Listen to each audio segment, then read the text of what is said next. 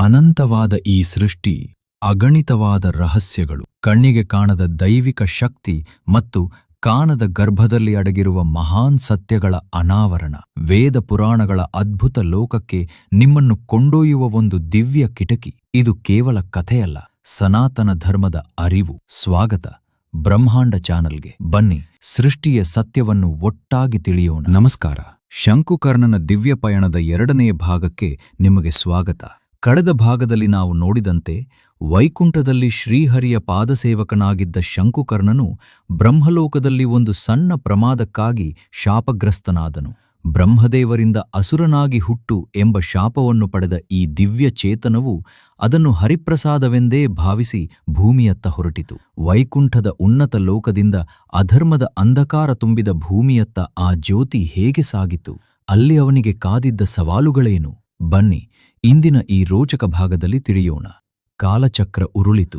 ಭೂಮಿಯ ಮೇಲೆ ಅಸುರ ಚಕ್ರವರ್ತಿ ಹಿರಣ್ಯಕಶಿಪುವಿನ ಅಟ್ಟಹಾಸ ಮಿತಿಮೀರಿತ್ತು. ಹಿರಣ್ಯಕಶಿಪು ತಪಸ್ಸಿನಲ್ಲಿದ್ದಾಗ ಇಂದ್ರನ ಸೆರೆಯಲ್ಲಿದ್ದ ಅವನ ಪತ್ನಿ ಕಯಾದುವನ್ನು ನಾರದ ಮುನಿಗಳು ರಕ್ಷಿಸಿ ಆಶ್ರಮಕ್ಕೆ ಕರೆತಂದರು. ನಾರದರ ಆಶ್ರಮದಲ್ಲಿ ಹರಿಕಥೆಯನ್ನು ಕೇಳುತ್ತಾ ತಾಯಿಯ ಗರ್ಭದಲ್ಲಿದ್ದ ಶಿಶು ಪ್ರಹ್ಲಾದನು ಪರಮ ವಿಷ್ಣು ಭಕ್ತನಾಗಿ ಬೆಳೆದನು. ಕಾಲಕ್ರಮೇಣ ದಿವ್ಯ ತೇಜಸ್ಸಿನಿಂದ ಕೂಡಿದ ಬಾಲ ಪ್ರಹ್ಲಾದನ ಜನನವಾಯಿತು. ಹಿರಣ್ಯಕಶಿಪು ತನ್ನ ಮಗನನ್ನು ಅಸುರ ನೀತಿ ಕಲಿಯಲು ಷಂಡ ಮತ್ತು ಅಮರ್ಕರ ಪಾಠಶಾಲೆಗೆ ಕಳುಹಿಸಿದನು.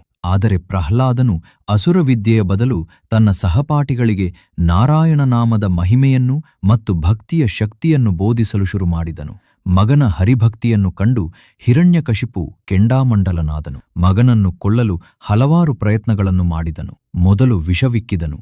ಅದು ಹರಿಯ ಕೃಪೆಯಿಂದ ಅಮೃತವಾಯಿತು. ನಂತರ ಕಾಲಕೂಟ ಸರ್ಪಗಳ ಗುಂಡಿಗೆ ಹಾಕಿದನು. ಅವು ಪ್ರಹ್ಲಾದನಿಗೆ ಹಾಸಿಗೆಯಾದವು. ಮದ್ದಾನೆಯಿಂದ ತುಡಿಸಲು ಪ್ರಯತ್ನಿಸಿದಾಗ ಆ ಆನೆಯು ಬಾಲಕನಿಗೆ ಪ್ರಣಾಮ ಮಾಡಿತು.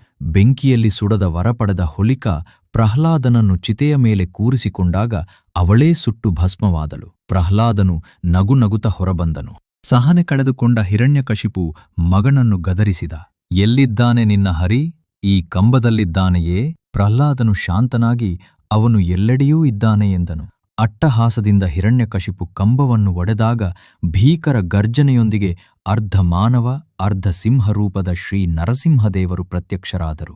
ಸಂಧ್ಯಾಕಾಲದ ಆ ಸಮಯದಲ್ಲಿ ಮನೆಯ ಹೊಸ್ತಿಲ ಮೇಲೆ ಕುಳಿತು ತನ್ನ ಮಡಿಲಲ್ಲಿ ಅಸುರನನ್ನು ಹಾಕಿ ತನ್ನ ನಖಗಳಿಂದ ಹಿರಣ್ಯಕಶಿಪುವನ್ನು ಸಂಹರಿಸುವ ಮೂಲಕ ಬ್ರಹ್ಮನ ವರಕ್ಕೆ ಭಂಗ ಬರದಂತೆ ನರಸಿಂಹದೇವರು ಲೋಕವನ್ನು ರಕ್ಷಿಸಿದರು. ನಂತರ ಶಾಂತರಾದ ಭಗವಂತನು ಪ್ರಹ್ಲಾದನನ್ನು ಹರಸಿದರು. ನೋಡಿದ್ರಲ್ಲ ಸ್ನೇಹಿತರೆ, ಎಂತಹ ಕಠಿಣ ಸಂದರ್ಭ ಬಂದರೂ ಅಚಲವಾದ ಭಕ್ತಿ ಮತ್ತು ನಂಬಿಕೆ ಇದ್ದರೆ ಸಾಕ್ಷಾತ್ ಭಗವಂತನೇ ನಮ್ಮ ರಕ್ಷಣೆಗೆ ಬರುತ್ತಾನೆ ಅನ್ನೋದಕ್ಕೆ ಭಕ್ತ ಪ್ರಹ್ಲಾದನ ಈ ಕಥೆಯೇ ಸಾಕ್ಷಿ.